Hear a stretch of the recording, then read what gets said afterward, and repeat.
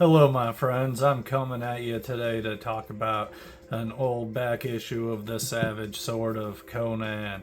And isn't this fun? I love this Joe Jusko cover. Man, I just love that guy. He comes up quite often, surprisingly, for not being all over the place. But man, I love this guy, and what a great depiction. This cover right here just tells its own story, which is wonderful. And yeah, this issue was a whole lot of fun.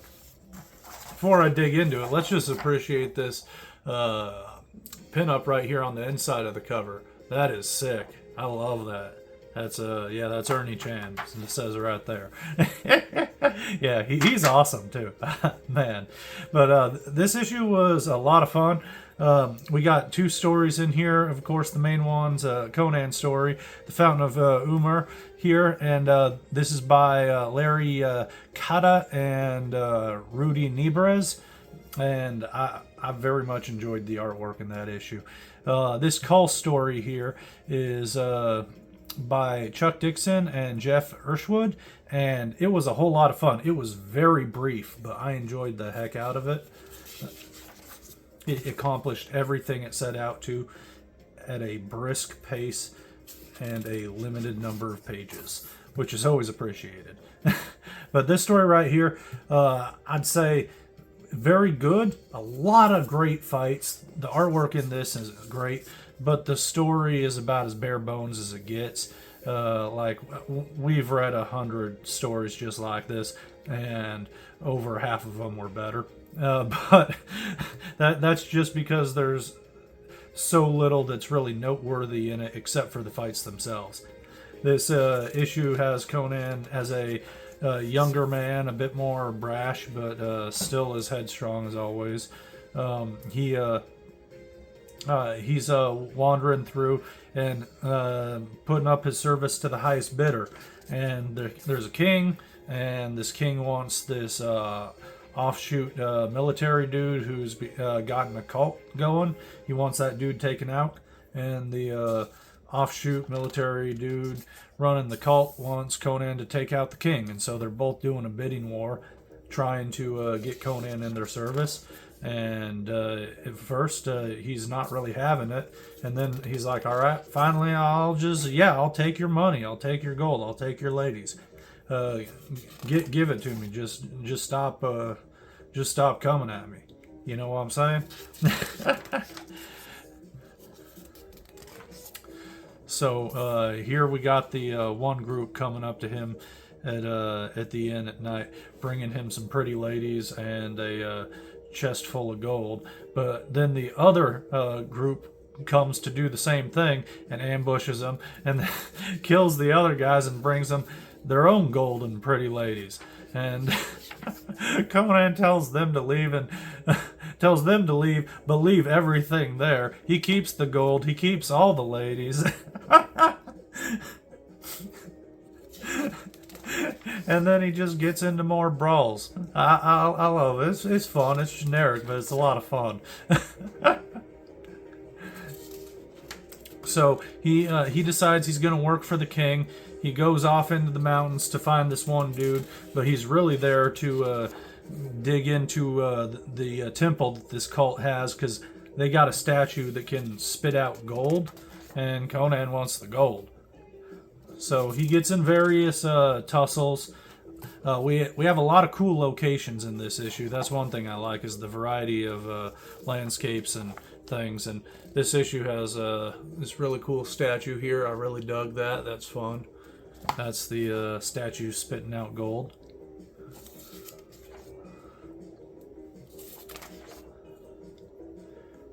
And I do have to note how some pages feel so detailed. Like you look at this right here, and then we're gonna flip a couple pages, and not so much.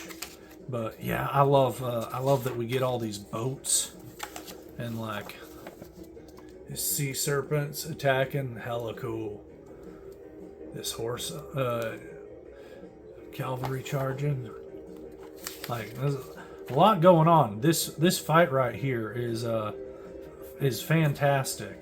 I would say the standout bit of the issue was this fight between Conan and this one fella here, and I love how boisterous he is.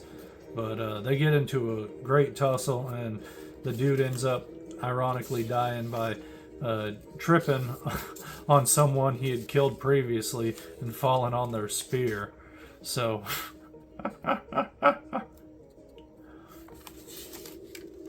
and I just felt like at this point the artist lost steam, and everything went from super highly detailed to just being good solid comic art. Nothing wrong with it. It looks fantastic, but it looks drastically different from what we're looking at right there. You know what I'm saying?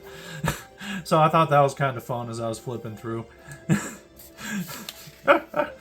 But that's right at the end there, and the ending's pretty decent. The king's getting carted off. He's about to get killed by the other group, and Conan, he don't care because he's got his gold.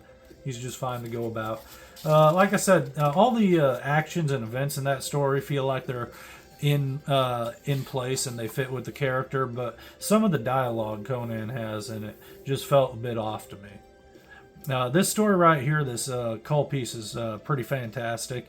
I enjoyed it. It's real simple. This evil warlock here is getting executed, and he's saying that he's going to come back to life and torment Kull. So Kull has him dismembered after death and his body parts scattered.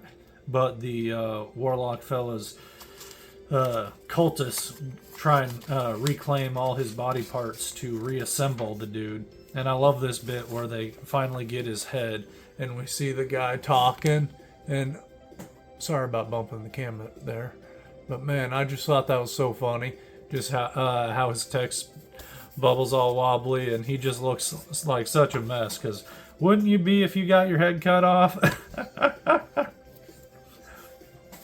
But Kull and Brule run up in there. They reclaim the head, and then Kull goes out into the middle of the ocean and locks it in a box and drops it to the bottom of the sea for him to be alive and tormented for all eternity in a cold, dark box.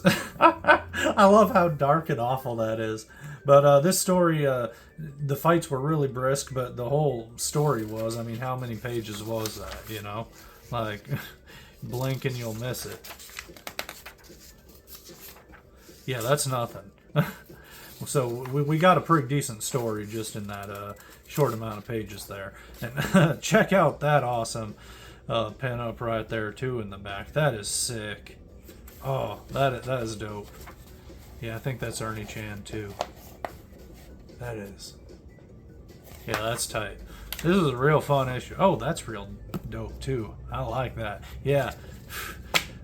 So much good art in this issue. The main story's a bit thin. I've just read that story so many times before, but like, the artwork was really awesome and the fights were great. The cover is just amazing, and there's some great pinups in there too, and the backup feature was really fun for what it was. I'd give this issue like 10 out of 10 yard flamingos. This is fantastic. I haven't fully decided on a rating system, but I think yard flamingos is really funny, so I don't know. I think I might stick with that. I don't know, those little plastic flamingos you just see sticking out on people's yards. Some about them just crack me up. Anyhow, I had a lot of fun going through this issue with you guys.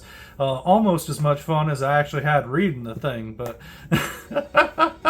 I'll be coming back at you with some more Conan in the future. I'm really excited for the new series coming out now too, so that's a real treat having so many back issues to dig out and go through, but also new material coming down the line. So yeah, looking forward to checking all that out with you later.